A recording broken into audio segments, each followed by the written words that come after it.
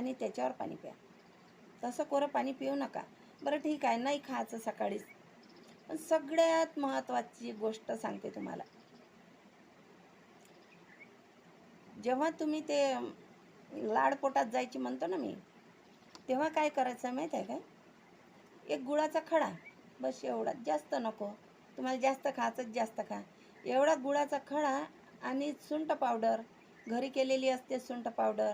नसली, नाही मिळत विकत, तर आपल्या अद्रक घरी ठेस करायचं, वाळवायचं, वाळवून ते बारीक करायचं, त्याचं पावडर बनते.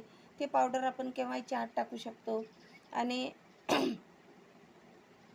ते एवढं पावडर आणि गूळ हे चावा आणि खान पाणी प्या त्याच्यावर. पहा, तुमचे सगळे विकार नाहीसे होईल. कफ, खोकला, दम, श्वास सगळे विकार नाहीसे. जे छातीचे, पित्ताचे कफ आहे, आजार आहे ना, ते सगळे नाहीसे होतील. गूळ आणि सुंठ